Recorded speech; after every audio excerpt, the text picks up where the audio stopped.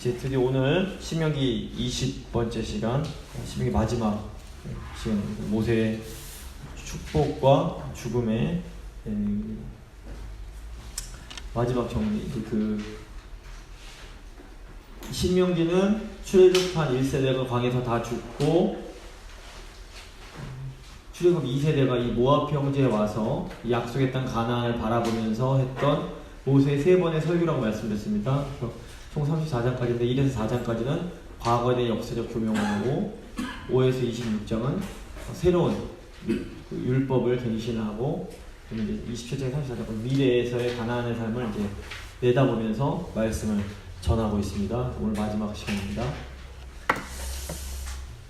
지난 시간에 이제 모세 노래에 대해서 했는데 모세 노래 마지막 부분부터 하겠습니다. 32장 44절부터 52절 보시면 이제 모세와 여호수아가 하나님께서 증거로 삼으라고 하신 그 노래의 모든 말씀을 백성들에게 다 들려줍니다.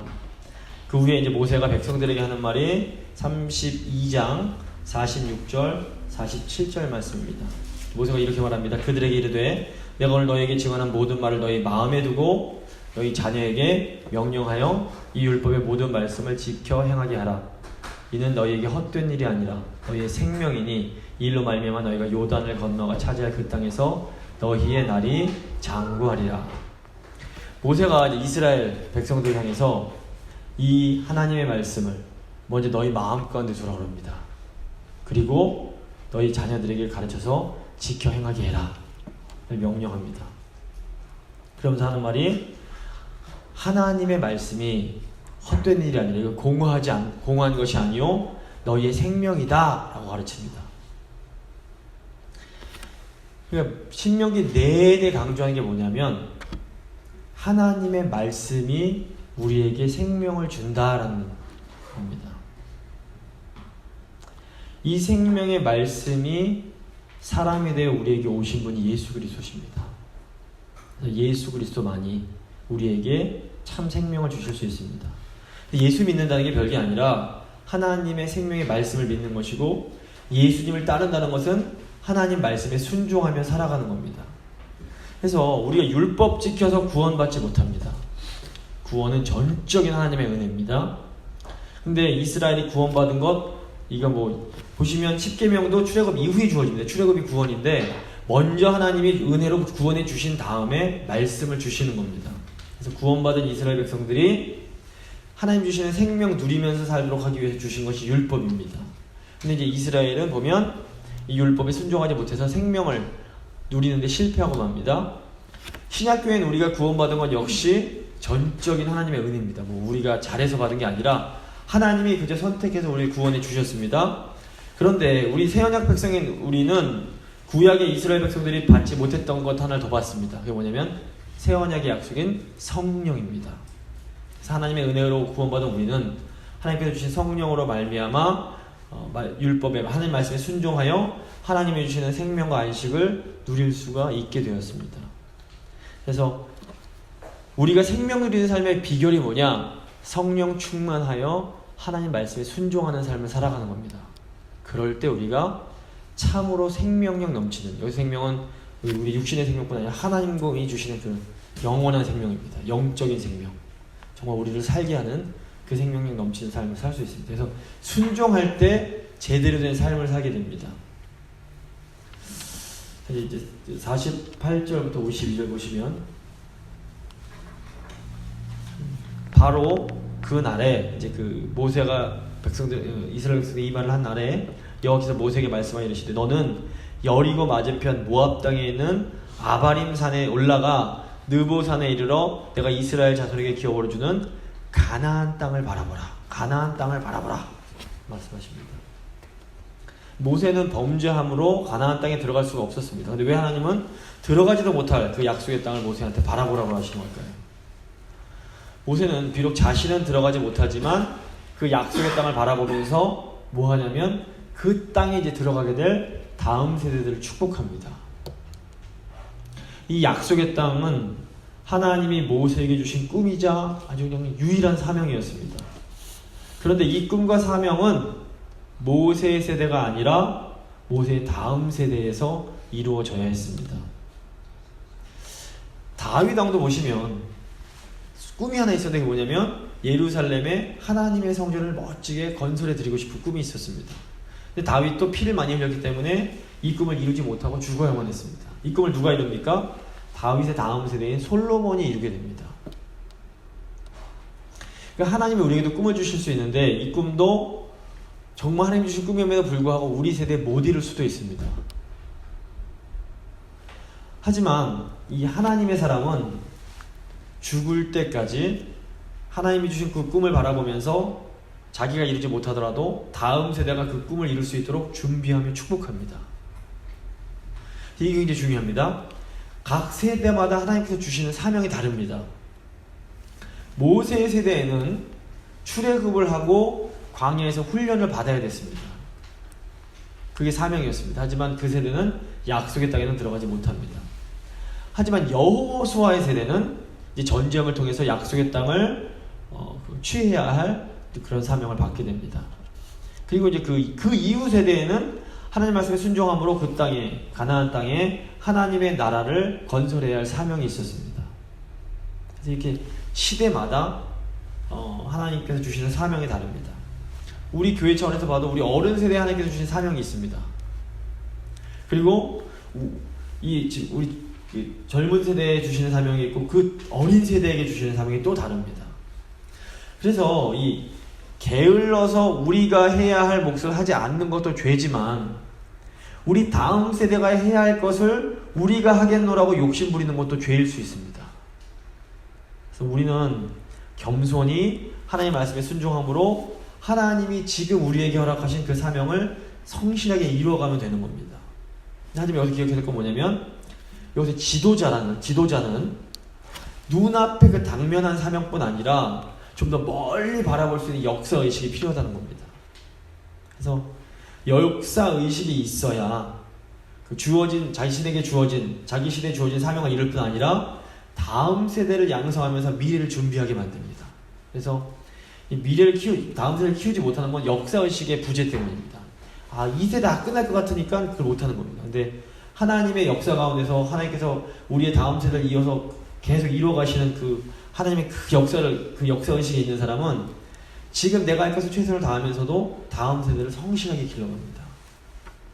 저희가 이제 하나님의 그 역사를 볼 수 있는 그 역사적인 눈이 필요합니다. 모세가 이제 34장 보시면 그 다음 세대를 축복하는 내용이 나옵니다. 33장 쭉 이제 모세의 축복인데 1절에서 5절 보시면 하나님의 사람의 축복입니다. 하나님의 사람 모세가 죽기 전에 이스라엘 자손을 위하여 축복함이 이러하니라. 모세는 죽음을 앞두고 약속의 땅을 차지해야 할 다음 세대의 이스라엘을 축복합니다. 모세를 지금 하나님의 사람이라고 이렇게 표현을 했는데 다음 주에 좀 더 자세히 말씀드리겠지만 이 부분은 이제 후대에 이제 에스라나 그 이후 사람들이 이제 서기관이 첨부한 부분입니다. 이 하나님의 사람은 나중에 보면 이제 선지자, 특별히 엘리야나 엘리사 같은 선지자를 지칭하는 표현으로 주로 사용이 되었습니다. 모세는 선지자 중에 선지자였는데 이 선지자의 아주 소중한 특권 중 하나가 뭐냐면 하나님 백성들을 축복하는 거였습니다.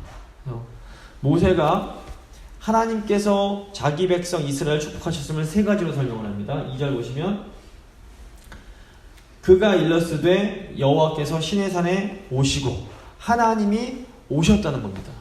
그래서 이제 나중에 저희 이제 다음 주 이제 모세오경 전체 정리하는 시간을 가질 텐데 모세오경의 중요한 모세오경 전체 신학 중 하나가 뭐냐면 하나님이 자기 백성을 찾아오시는 겁니다.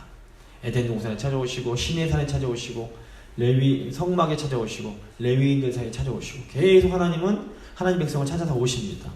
그러니까 하나님 백성 이스라엘 받은 축복, 하나님이 이스라엘을 찾아오셨다는 겁니다. 하나님께서 수많은 천군 천사들과 함께 이스라엘을 찾아오셔서 언약을 맺어주십니다. 그러니까 하나님께서 지금 우리를 찾아오셔서 하나님과 특별하고 친밀한 관계를 우리가 맺어주시는 것, 그래서 우리를 그분의 백성으로 맞아주시는 것, 이게 우리가 받은 아주 놀라운 첫 번째 축복입니다. 이거는 정말 귀한 축복입니다. 하나님 백성 삼아주시고 하나님 자녀 삼아주신 겁니다. 두 번째 축복이 뭐냐면 말씀을 받는 겁니다. 하나님께서 말씀을 주십니다. 3절 여호와께서 백성을 사랑하시나니 모든 성도가 그의 수중에 있으며 주의 발 아래에 앉아서 주의 말씀을 받는도다. 하나님께서 사랑하시는 자기 백성들에게 주시는 것이 뭐냐면 그게 말씀입니다. 율법은 이방인들에게 주어지지 않습니다. 구약시대에는.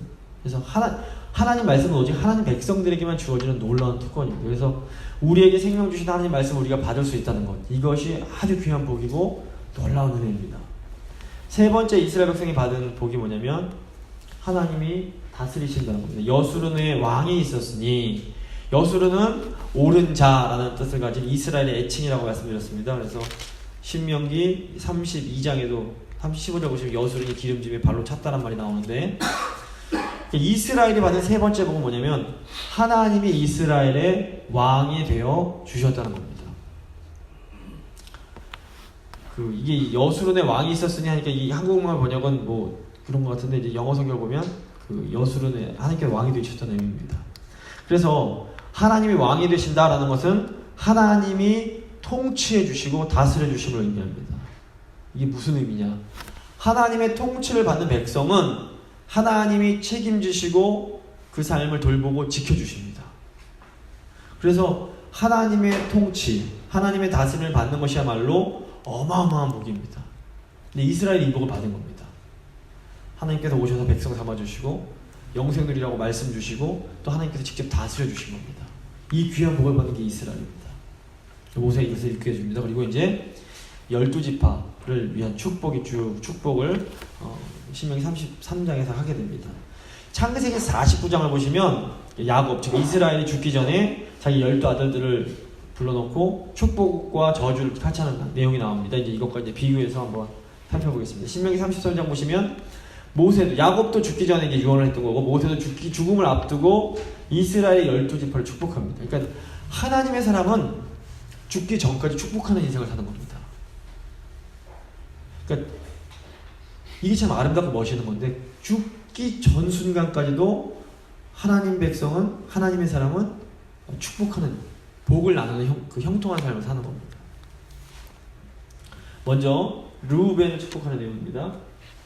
6절, 르우벤은 죽지 아니하고 살기를 원하며 그 사람 수가 적지 아니하기를 원하나이다. 르우벤은 이제 장자였습니다. 그래서 루가 이제 라아, 보다라는 뜻이고, 벤이 아들입니다. 그래서 보라, 아들이다. 레아가 첫 아들 낳고, 아들 낳았어요, 보십시오, 이제 이런 뜻으로 이제 이름을 이렇게 지었던 겁니다. 근데 모세의 르우벤의 축복을 보면 그렇게 뭐 좋은 축복은 아닙니다. 그냥 단지 르우벤이 망하지 않기를 바란다 정도라고 볼 수 있습니다.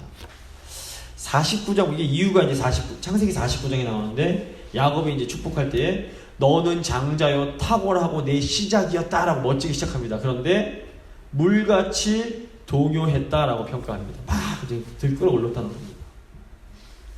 물같이 동한다는 건 경고하지 못하고 상황에 따라 막 움직이는 겁니다. 쉽게 말해서 시작은 잘했는데 끝을 못 내는 겁니다. 창세기 35장 보시면 르우벤이 계모 빌하와 동침하는 범죄를 저지르는 내용이 나옵니다. 그래서 야곱은 이 르우벤에게 이 죄 때문에 너는 더 이상 탁월하지 못할 것이다 라고 말을 합니다. 본래 장자는 다른 형제들보다 2배를 상속받는 권리가 있었습니다. 아들 5이 있으면 아버지의 재산을 6등분해서 장자에게는 2몫을 주는 겁니다. 그런데 르우벤 같은 경우에는 이 죄로 인해서 장자권을 뺏기고 요셉에게 넘어갑니다. 그래서 요셉이 아들 2을 놓는데 에브라임 하나, 므낫세 하나에서 요셉이 르우벤의 2몫을 가져가 버립니다. 또 장자 권은 요셉이 가져갔고, 또 장자로서 이렇게 자기 형제들을 리드할 수 있는 리더십은 유다에게로 넘어갑니다. 그래서 심지어 역사 보면 르우벤 지파의 숫자가 점점 감소돼 갑니다. 그리고 구약성경 보시면 르우벤 지파 중에서는 이렇게 좀 기억에 남을 만한 위대한 인물이 한 명도 나오지 않습니다. 그러니까 르우벤은 물같이 동요하는 정욕으로 일시적인 것을 위해서 영원한 것을 희생시켜버린 비극적인 인물이라고 볼 수 있습니다. 그래서 물같이 요동하면 탁월할 수 없습니다. 탁월함이라는 것은 좀 이런 꾸준함과 성실함이 이제 동반이 돼야 될 텐데, 그래서 이 르우벤이 장자가 됐다가 그냥 막내가 됐다가 왔다 갔다 합니다. 사실은 시작도 중요하지만 마무리를 잘해야 됩니다. 나중된 자가 먼저 된다고 무엇을 일단 시작하면 잘 인내해서 마무리를 잘 지어야 됩니다. 그래서 이게 성공하지 못하고는 중요하지가 않습니다. 뭐 이게 성공과 실패가 우리의 손에 달려있지 않다가 많기 때문에 중요하지 않습니다. 하나님께 일단 맡겨주시면 죽이 되든 밥이 되든 하나님의 뜻이 있으시겠지 신뢰하면서 마무리를 해야 됩니다. 끝 마무리를 해야 됩니다. 이 마무리를 잘 하고 나면 하나님께서 두 번째 단계, 다음 단계로 갈 수 있게 인도해 주십니다. 그래서 하나님이 시작하게 하신 것은 반드시 끝까지 잘 감당해야 한다. 이것이 이제 르우벤이 주는 선한 일을 하다가 낙심해서는 안 된다. 이것이 이제 르우벤이 우리에게 주는 교훈이라고 볼 수 있습니다. 두 번째 유다입니다. 7절 유다에 대한 축복은 이러하니라. 일러스되 여호와의 유다의 음성을 들으시고 그의 백성으로 인도하시오며 그의 손으로 자기를 위하여 싸우게 하시고 주께서 도우사 그가 그 대적을 치게 하시기를 원하나이다. 약속의 땅을 정복함에 있어서 아주 중요한 역할을 했던 갈렙이 유다 지파 출신입니다. 여호수아 갈렙이 중요한데 여호수아는 에브라임 지파고 갈렙은 유다 지파 출신입니다. 한편 이제 이 예언은 여인의 후손이 창세기 3장 15절에 나와 여인의 후손이 사단의 머리를 상하게 할 거라는 예언과도 연결이 됩니다. 여자의 후손은 내 머리를 상하게 할 것이요 대적을 친다는 부분이. 그래서 사실 유다는 넷째 아들이었기 때문에 혈통적으로는 이 장자와는 거리가 아주 먼 사람이었습니다. 그다음에 창세기 39장 보시면 유다가 자기 며느리 다말과 이제 그 동침을 해서 그 사이에서 베레스와 세르라는 쌍둥이를 낳게 됩니다. 그리고 이 베레스의 후손 중에서 다윗 왕이 나타나게 되고 나중에 이제 예수 그리스도가 나시게 됩니다. 창세기 49장의 이제 야곱의 축복을 보면 유다를 사자 새끼라고 이제 부릅니다. 그러면서 또 계시록 5장 5절 보시면 다윗의 뿌리가 이겼다라고 이제 선언을 합니다.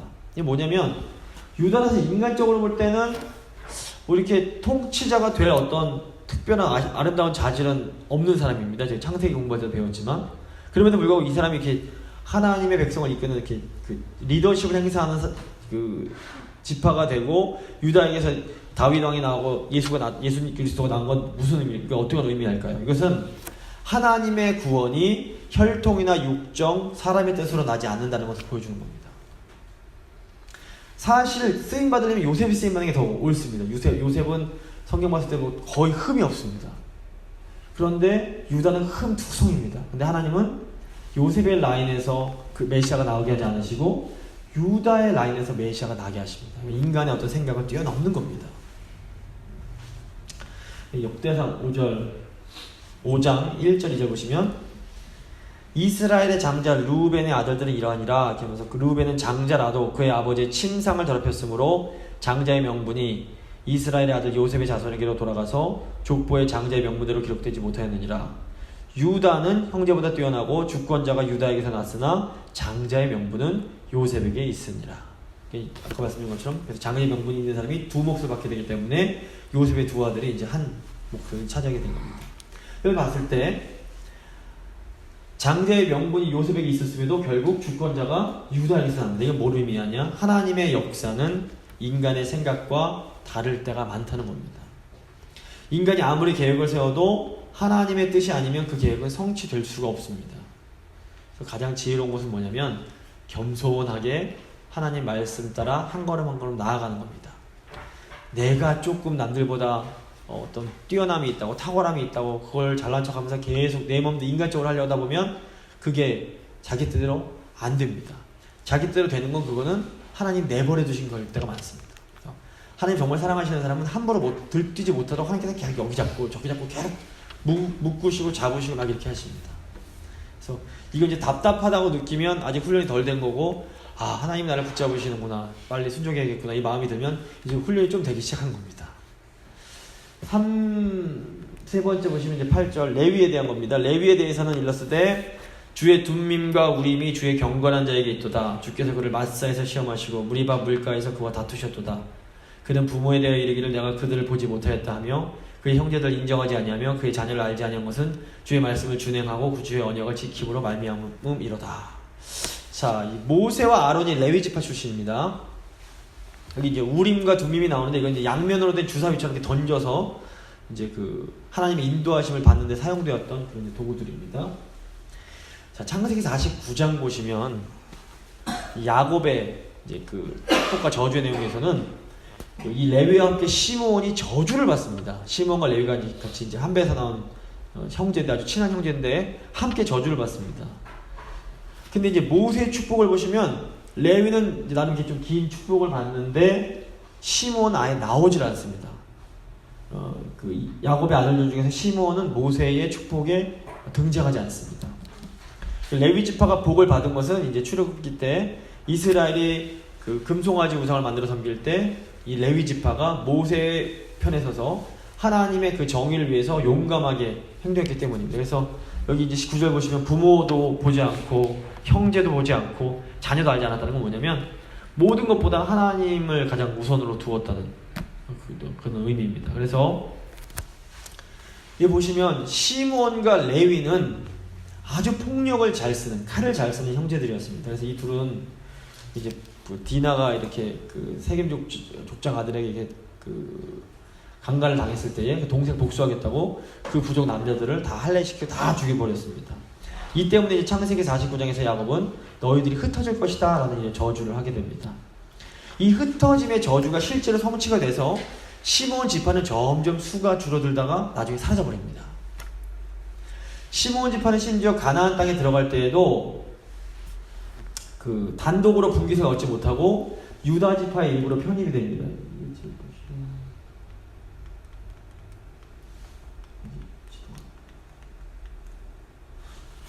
이따가 보여드리겠는데 유다 지파의 한 부분으로 편입이 됩니다. 여호수아 19장 9절 보시면 시므온 자손의 이 기업은 유다 자손의 기업 중에서 취하였으니 유다 자손의 기업의 일부를 나눠줬다는 겁니다. 이는 유다 자손의 분깃이 자기들에게 너무 많으므로 시므온 자손이 자기의 기업을 그들 기업 중에서 받았음이었더라. 그러니까 시므온은 일단 지파로 쳐주지도 않은 겁니다. 진짜 분배도 제대로 못 받고 점점 나중 가면 후반부 역대기 같은 데 가면 남북으로 흩어지다가 사라져버립니다. 그러니까 그 아버지의 저주, 너희가 흩어져 버릴 것이다 하는 것이 그대로 이루어져 버립니다. 근데 이제 레위 지파도 똑같은 저주를 받았습니다. 근데 이제 출애굽 창세기 49장에서 똑같은 저주를 받았는데 출애굽기 때 이제 그 모세의 편에 서서 하는 그 운명이 바뀌게 되는데 레위 지파도 보면 분깃을 얻지 못하고 이스라엘 전 지역 48개의 도시로 흩어져 버리게 됩니다. 하지만 레위 지파는 그냥 흩어진 것이 아니라 제사장으로서 다른 지파를 섬기기 위해서 파견된 겁니다. 그래서 이 흩어짐의 저주가 레위 지파에게는 이스라엘 모든 지파를 축복하는 기회로 변하게 됩니다.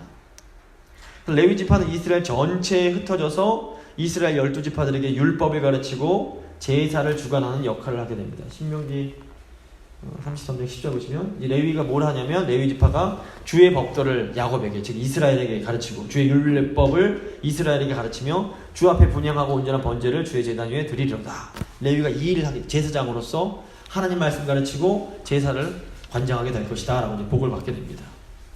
레위가 받은 이 심판 동시에 이 은혜는 이중적인데 이게 이제 예수 그리스도를 상징한다고 볼 수 있습니다. 예수 그리스도의 사역이 뭐였냐면 심판을 받음으로 이스라엘을 구원하신 겁니다.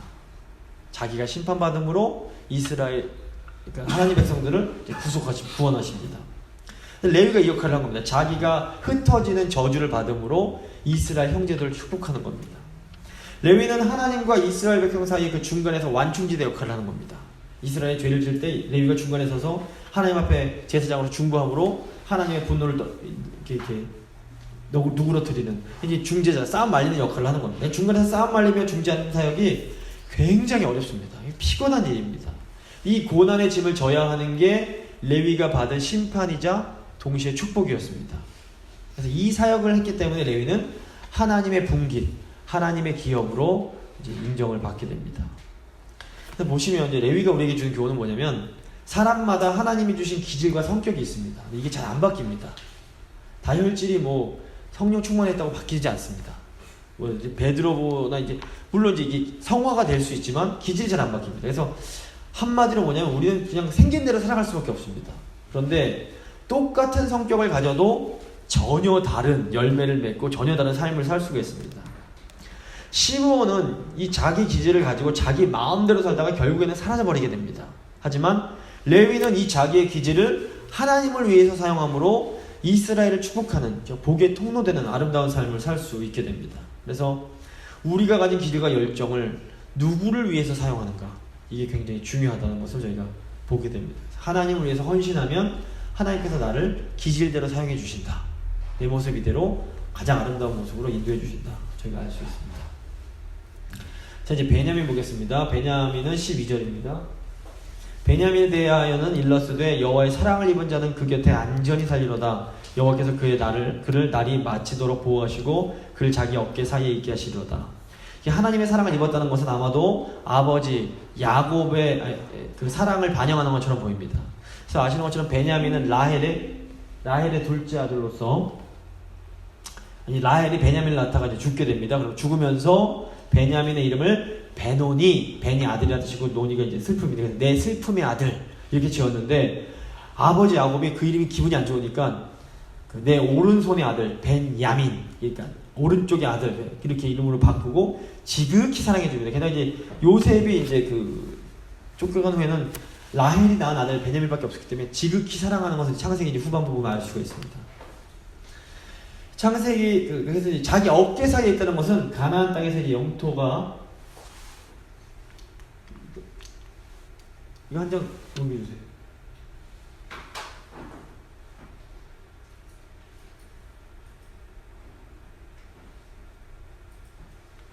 네, 됐습니다. 보시면 베냐민이 여기 보시는데, 아까 이제 그 시몬이 유다 땅인 건데 시몬은 유다 땅의 일부를 얻게 된 것이었고요. 자기 어깨 사이에 있다는 것은 가나안 땅에서의 이제 그 이 영토, 이 위치가 딱 어깨 위치가 옵니다. 베냐민을 기준으로 북쪽과 남쪽이 나눠집니다. 그래서 딱 그 중간에, 그래서 여기 중요한, 여기에 베델, 성경에 나오는 베델, 기브와 라마, 미스바, 예루살렘 주요한 도시가 다 이제 베냐민 그 지파의 영토에 위치하고 있습니다. 그래서 창세기 49장에서 야곱은 베냐민을 물어뜯는 늑대라고 예언을 했는데, 이제 이것은 미래의 가나안 땅에서의 베냐민 지파의 이제 그 역할을 반영한 겁니다.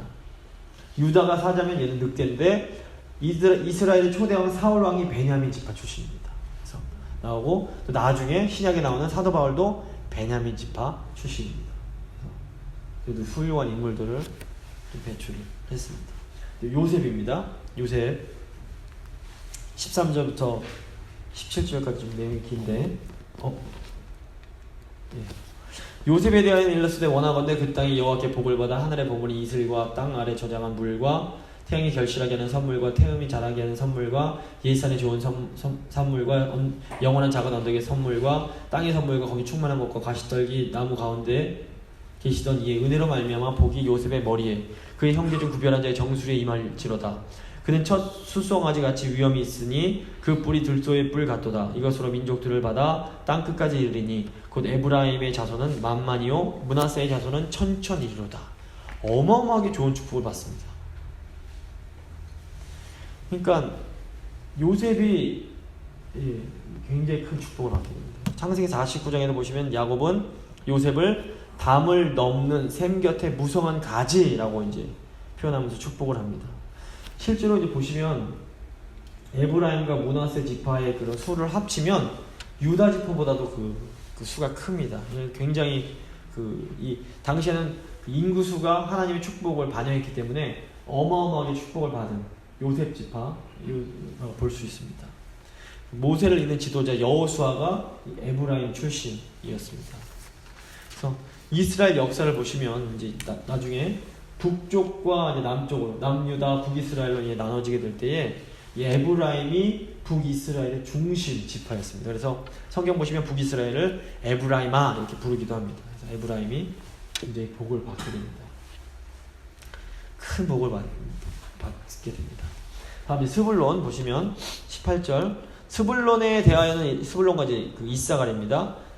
스불론이여 너는 밖으로 나감을 기뻐하라. 이사갈이여 너는 장막에 있음을 즐거워하라. 그들이 백성을 불러 산에 이르게 하고 거기에서 의로운 제사를 드릴 것이며 바다의 풍부한 것과 모래 감추인 보배를 흡수하리로다. 보시면 이제 스불론 지파가 여기 이제 이 해변 지중해 근처에 있고 이사가 여기 이제 이어져 있는데 지중해 가까운 땅을 기업으로 얻고 이제 해로를 개척하고 무역 활동을 하게 됩니다. 그래서 스불론은 나감을 기뻐하라고 그랬는데 이거는 해상 무역을 하게 되는 것에 대한 이런 예언이라고 볼 수 있습니다. 또 사울 시대의 스불론 지파는 이 다윗 왕을 세우기 위해서 헤브론으로 나갔던 그 역할을 또 하는 지파입니다. 또 이사갈 같은 경우에는 여기 있는데 길보아 산과 갈릴리 산지에 아름답고 이제 좋은 땅이 이제 을 가지고 있었고 이 스불론이 이걸 타고 바다에 이르는 무역로를 끼고 해상 활동을 한 것으로 알려져 있습니다. 그래서 창세기 49장에서는 이 이사가를 건강한 나귀라고 이제 불리게 됩니다. 그래서 풍부한 것과 모래 이 약속의 땅에 들어간 후에 해상 무역을 통해서 풍성을 누리고 좋은 땅에서 좋은 것을 누리게 될 것을 예언하는 것이라고 볼 수 있습니다. 다음 갓 보시면 20절. 갓에 대하여는 일러스되 갓을 광대하게 하시는 이에게 찬송을 부를지어다. 갓이 암사자같이 엎드리고 팔과 정수리를 찢는도다. 그가 자기를 위해 먼저 기업을 택하였으니 곧 입법자의 분깃으로 준비된 것이로다. 그가 백성의 수령들과 함께 와서 여호와의 공의와 이스라엘과 세우신 법도를 행하도다. 갓 지파는 보시면 먼저 세 지파 루벤, 갓, 므낫세 반지파가 이제 요단 동편에 먼저 이렇게 기업을 분배받게 되는데 그 중에 하나가 이제 갓이었습니다. 그래서 여기 보시면 자기를 위해 먼저 기업을 택하였으니 이제 이 부분입니다. 그래서 이 갓 지파도 훗날 다윗이 이제 왕조를 세울 때 다윗을 도와서 아주 훌륭한 용사들을 이렇게 지원한 것으로 알려져 있습니다. 다음 단입니다. 22절. 단에 대하여는 일러스되 단은 바산에서 뛰어나는 사자의 새끼로다. 이게 바산에서 뛰어난다는 것은 바산 땅인데 이 위쪽 땅이 이쪽 땅이 이제 바산 땅인데 지금 이제 단이 맨 위에 여기 위치합니다. 그래서 요단 동쪽으로부터 가나안 북쪽 지역으로 이주하게 될 것을 바산에서 뛰어나오는 것으로 이제 그렇게 묘사하는 것으로 보여집니다. 그래서 창세기 49장에서 야곱은 단이 이스라엘의 정의를 세울 것이다라고 이제 예언을 합니다. 삼손이 단지파 출신입니다. 그래서 단지파는 약속의 땅에 들어갈 때만 해도 인구가 사실 굉장히 많았습니다. 그런데 이제 시간이 가면서 역대기에 보면 단지파의 명단이 사라집니다. 그리고 계시록에도 단지파가 나오지 않습니다. 이거 뭐냐면 저에게 주는 교훈은 뭐냐면 처음에는 굉장히 번성하고 이렇게 힘이 있었는데 오늘의 번성이 내일의 성공을 보장하지 않는다는 겁니다. 그래서 끝까지 잘 하나님 앞에 신실하지 않으면 오늘 아무리 대단해 보여도 어느 순간 사라질 수 있다는 것 단이 보여줍니다. 그 다음 이제 납달리 보시면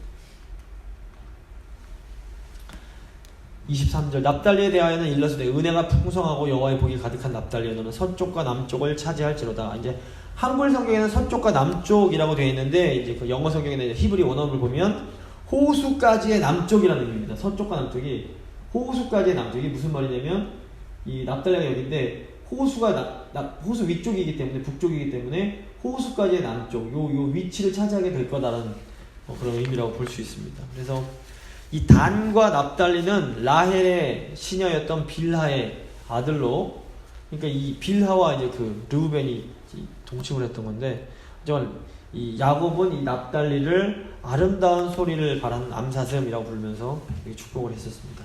마지막으로 아셀, 10번째 아셀입니다. 아셀에 대하여 일러스되 아셀은 아들 중에 더 복을 받으며 그의 형제에게 기쁨이 되며 그의 발이 기름에 잠길지로다. 내 문빗장은 철과 노시 될 것이니 내가 사는 날을 따라서 능력이 있으리로다. 이 아셀은 레아의 여종 실바의 아들로 창세기 49장에서 야곱은 아셀을 기름진 것이라고 표현을 합니다. 그래서 이 아셀이 여기입니다. 여기인데 이 땅이 해안가 끼고 굉장히 비옥한 땅입니다. 그래서 여기서 그 발이 기름에 잠길 거다. 또 이제 창세기 49장에서 기름을 얘기하는 건 뭐냐면 기름은 풍요와 기쁨의 상징으로 이 굉장히 발이 기름에 잠기겠다는 것은 굉장히 큰 번영을 의미합니다. 실제로 이제 아셀 지파가 분배받은 땅이 정말 기름진 아주 비옥한 지역이 될 것을 이제 의미하는 것이라고 볼 수 있습니다. 그래서 이렇게 쭉 모세가 12지파에 대해서 쭉 이렇게 축복의 말을 한 후에 마지막 26절에서 29절 보시면 마지막 이스라엘이 얼마나 하나님 앞에서 행복한 백성인지를 찬양하면서 끝이 납니다. 26절 27절입니다. 여술은이여 하나님 같은 이가 없도다. 그가 너를 도우시려고 하늘을 타고 궁창에서 위엄을 나타내시는도다. 영원하신 하나님이 내 처소가 되시나니 그의 영원한 심판이 내 아래 있도다. 그가 내 앞에서 대적을 쫓으시며 멸하라 하시도다. 이스라엘이 안전히 거하며 야곱의 샘은 곡식과 새 포도주의 땅에 홀로 있나니 곧 그의 하늘이 이슬을 내리는 곳에로다. 하나님이 이스라엘을 돕기 위해서 찾아오십니다. 영원하신 하나님이 이스라엘의 피난처가 되어주시고 이스라엘을 구원해 주십니다. 이걸 이제 얘기하면서 모세가 했던, 그러니까 모세의 마지막 말이 나옵니다. 34장 모세가 한 말이 아니기 때문에 모세의 마지막 말이 29절입니다. 이스라엘이여, 너는 행복한 사람이로다. 여호와의 구원을 너같이 얻은 백성이 누구냐? 그는 너를 돕는 방패시오 내 영광의 칼이시로다. 내 대적이 내게 복종하리니 내가 그들의 높은 곳을 밟으리로다. 이 모세의 마지막 말이 우리에게도 해당되는 말입니다. 우리 뭐 이름을 넣어도 좋고, 뭐 재건나선교회 넣어도 좋고, 재건나선교회여, 너는 행복한 사람이로다. 이게 굉장히 중요합니다. 그러니까 이걸 잊어버리면 딴 데서 한눈을 파는 겁니다. 자꾸 하나님이 주신 행복이 어떤 건지를 잊어버리면 이제 딴청을 피우고 딴짓을 하게 됩니다. 근데 이게 얼마나 귀한 것인지 알면 하나님께 감사하면서 하나님 말씀에 순종하는 삶을 사는 겁니다. 마지막 이제 34장은 모세의 죽음이 나옵니다. 이거 모세가 쓴 게 아닙니다. 당연히 모세가 자기가 죽는데 미리 막 자기가 쓴 게 아니라 모세 후대에 사람이 쓴 건데, 이거에 대해서는 제가 이제 다음 주에 좀 더 자세히 말씀을 드릴 텐데, 이제 34장 내용을 보시면 약속의 땅까지 이제 이스라엘을 인도한 모세가 이제 사랑하는 이스라엘 백성과 이별을 해야 될 시간이 왔습니다. 모세와 제사장을 중심으로 했던 리더십은 이제 여호수아와 레위인의 체제로 이제 계승이 됩니다. 근데 중요한 것은 인간 리더십의 변화가 아닙니다. 모세에서 여호수아로 갔다는 게 중요한 게 아닙니다. 사람과 상황이 변해도 하나님의 말씀이 보존됨으로 하나님의 그 원래 약속이 계속해서 성취됩니다. 사람은 계속 변할 겁니다. 앞으로도 계속 변해갈 텐데 하나님의 말씀이 남아있기 때문에 하나님의 약속이 영원하게 이제 지속되는 겁니다. 그래서 하나님께서 모세에게 율법을 기록해서 레위 자손과 제사장들과 이스라엘 장로들에게 주어서 매 7년 초막절마다 온 이스라엘뿐 아니라 약속의 땅에 오가는 모든 타국인들에게도 읽어주라 라고 명령을 하십니다. 그리고 또 이제 이 율법책을 언약궤 곁에 잘 두어서 보존할 것을 명하십니다. 이렇게 언약궤 안에 들어가 있는 것은 10계명 두 돌판밖에 없습니다. 나머지 다 언약궤 옆에 놓여 있는 겁니다. 모세의 쌍난지팡이, 만나, 율법책들도 언약궤 옆에 보관되는 겁니다. 신세대 또한 이제 하나님께서 이제 그 출애굽 2세대 또 그 후세대는 결국 이제 하나님을 배신해서 심판을 받게 될 거라는 이 예고도 이제 노래로 이제 남겨지게 됩니다. 그래서 약속의 땅을 바라보면서 이렇게 쭉 거의 이제 그 40년간의 그 긴 기간을 약속의 땅만을 바라보면서 전진했던 이 모세가 가나안 땅을 이렇게 바라보면서 죽는 의미가 무엇일까요? 이것은 세대가 변하고 상황이 변해도 하나님의 언약은 신실하고 영원하다라는 것입니다. 그래서 오히려 모세가 떠남으로 인해서 하나님 백성들은 인간 모세의 리더십이 아니라 모세가 남긴 하나님의 말씀에 의해서 인도함을 받게 되는 것입니다. 그래서 또 한편 모세의 떠남은 새로운 모세가 올 것을 소망합니다. 34장 10절입니다. 그 후에는 이스라엘에 모세와 같은 선지자가 일어나지 못하였나니 모세는 여호와께서 대면하여 아시던 자요. 보시면 이제 이 모세와 같은 선지자가 누구냐면 예수 그리스도를 의미합니다. 다음 시간에 좀 더 자세히 말씀드릴 텐데 모세의 오경 자체도 예수 그리스도를 바라보고 있습니다.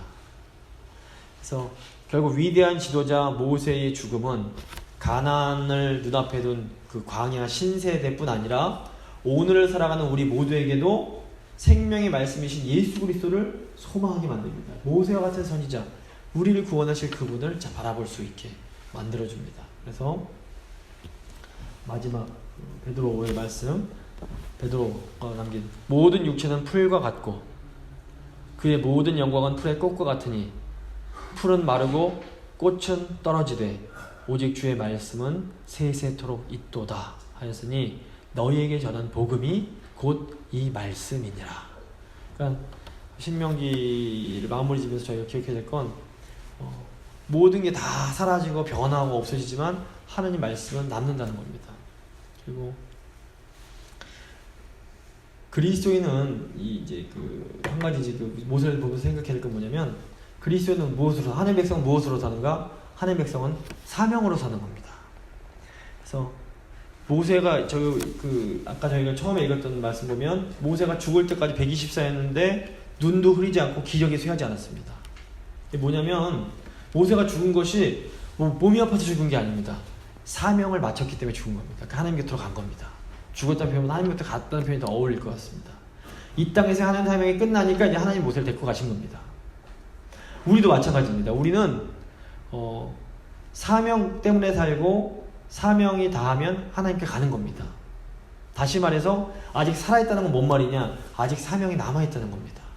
그래서 모세처럼 끝까지 우리는 하나님이 우리에게 허락하신 사명을 신실하게 이뤄가야 됩니다. 생명이 남아있는 그 순간까지 하나님이 우리를 곁으로 데리고 가시기 전까지 하나님 기뻐하시는 그 일들을 우리가 신실하게 행할 수 있어야 합니다. 그래서 이제 오늘은 신명기 이제 마무리가 젖었는데요. 다음 주 또 그 다음 주에 이어서 이제 모세오경 전체를 한번 복습하고 이제 6월부터 새롭게 이제 여호수아로 들어가도록 하겠습니다. 오늘 한번 기도하실 때 하나님 모세 통해서 저에게 사명을 기억하게 하시면 감사합니다. 모세는 자기 사명 다 했습니다. 저희도 하나님 허락하신 그 사명 잘 감당할 수 있도록 끝까지 모세처럼 하나님 주신 사명을 이루어가는 복된 삶 살 수 있도록 하나님 도와주십시오. 한번 같이 기도하도록 하겠습니다. 기도하시겠습니다. 살아계신 하나님 아버지, 그 은혜로 저희를 찾아오사 저를 하나님 백성 삼아주시고 또 저희가 생명을 누릴 수 있는 하나님의 말씀을 허락해 주시면 감사를 드립니다. 아버지, 저에게 하나님 말씀 주시면 너무너무 감사합니다. 아버지, 이제 이 말씀을 제가 귀한 것으로 알고 생명의 말씀으로 알고 잘 순종할 수 있도록 주여 도와주시옵소서. 이제 모세를 기억합니다. 죽을 때까지, 죽기 직전까지 아버지 모세는 축복의 삶을 살았습니다. 저희도 하나님 곁에 가지는 그 전까지 아버지 모세처럼 축복하는 삶 살 수 있도록 주여 도와주시옵소서. 또 모세는 아버지 죽기 전까지 사명을 다했습니다. 아버지, 하나님 백성은 사명으로 삽니다. 사명 때문에 살아갑니다. 주님, 아직 저에게 생명이 붙어있고 힘이 붙어있는 것은 아직 저희가 이 땅에서 해야 할 사명이 남아있기 때문임을 제가 기억합니다. 주님, 게으르지 않게 하시고 선을 행하다 낙심하지 않을 수 있도록 주여 도와주시옵소서. 끝까지 신실하게 하나님 맡겨주신 사명 잘 감당하다가 주님 부르실 때에 아름다운 모습으로, 정말 기쁜 모습으로 살아가는 주님을 배울 수 있도록 주여 저희의 삶을 끝까지 붙들어 주시옵소서. 저희 교회를 사랑하셔서 저희 교회를 지금껏 인도해 주신 건 너무 감사합니다. 하나님, 앞으로도 아버지 이 교회의 사명이 세대의 세대를 거듭하며 이어질 수 있도록, 그래서 하나님께 쓰임받는 교회가 되게 하시고 하나님께 영광 돌려드리는, 하나님을 기쁘시게 해드리는 저희 교회가 될 수 있도록 주여 함께하여 주시옵소서. 감사드리며 귀하신 우리 주 예수 그리스도 이름으로 기도드립니다. 아멘.